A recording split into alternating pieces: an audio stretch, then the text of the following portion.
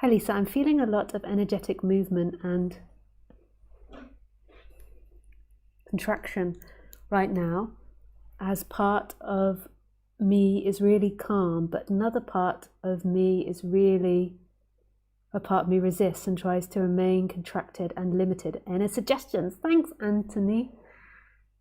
So in the end, waking up is really individual, and it's really crazy because even though there's seemingly a path, that's only ever a narrative that you're telling yourself, because you're only ever here, here, here, here. And then your brain is formulating a narrative of a path that you've been on and what can you do, or should you do, or shouldn't you do.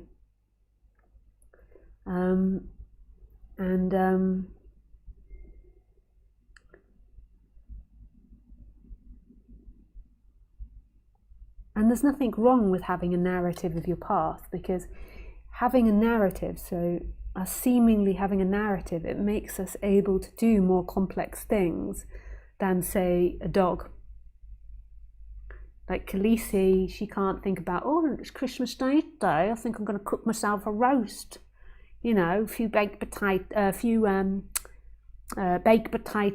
a turkey, bit gravy, stuffing, cranberry sauce, Brussels sprouts, because she can't have this narrative. But because we've got this ability to seemingly have a narrative in time, which is very limited, our narrative, it's very exclusive, no, not exclusive, what's that word where it's excluding lots of things? So our narrative is like excluding things.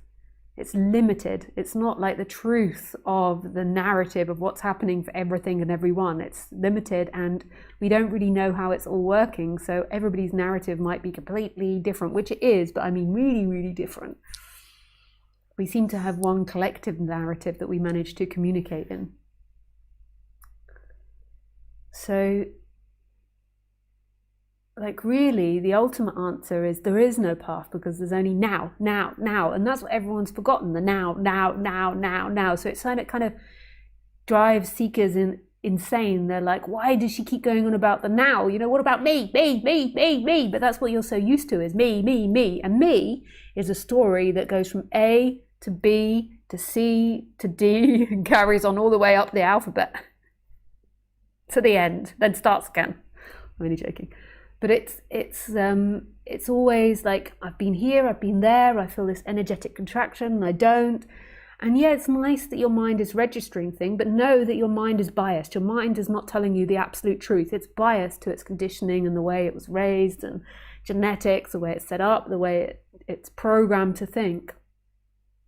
So you're not actually thinking about what's happening, you're thinking about it in your particular way of thinking. But in time, if I'm going to recommend something, there's two things I recommend. Well, three things. Is listening to Non-Duality, or keep hearing this message. So keep being like indoctrinated by this message, not necessarily by me. I'm not like here self-promoting, like only listen to me. Like listen to whoever makes your heart sing about this subject, where you feel that love and that vibration. So keep presenting yourself to this message. Present. Just like when you're constipated, keep presenting yourself to the toilet. Number two is the practice of putting your attention either in the I am or the consciousness. And what you can't really do this because it's oneness, so who would put their attention in that? But you can seemingly do it. And what this is doing is it's breaking the repetitive patterns of your thinking mind. So it's breaking that and bringing it back to the actual visceral experience of what's happening. So that. And then the third one is when you have strong emotions, rather than putting your attention in the I am or the consciousness, the third one would be to release emotions, and everyone does that differently. So I've spoken many times about the techniques that I do to release emotions, but you can go on the internet and explore loads of ways to release emotions and find one that works for you. They won't work all the time. So yeah, to release emotions and kind of becoming embodied with your emotions. So it's like when you feel anger, you actually feel it in the body. Like, and you know what's happening inside of yourself. Most of the time, people really don't understand what's happening. They've got this narrative of who they want to be. I'm a kind person, I'm a kind person, I'm a kind person. That's the narrative. And then underneath, they're like, I'm freaking furious with everybody. I hate the world. And they have no sense of that because they're just in this story. I'm a kind person, I'm a kind person. So it comes out like in passive aggression and putting other people down and hatred and nastiness. So it's like really becoming embodied in the body on the human level. So it's like becoming more yourself. So these are the three things. And with the presenting yourself to the subject, you can also do, you know, like the Ramana Maharshi, who am I, whatever suits you, you know. You can just listen to talks like myself, or if that resonates with you, or more Muji or Gangaji or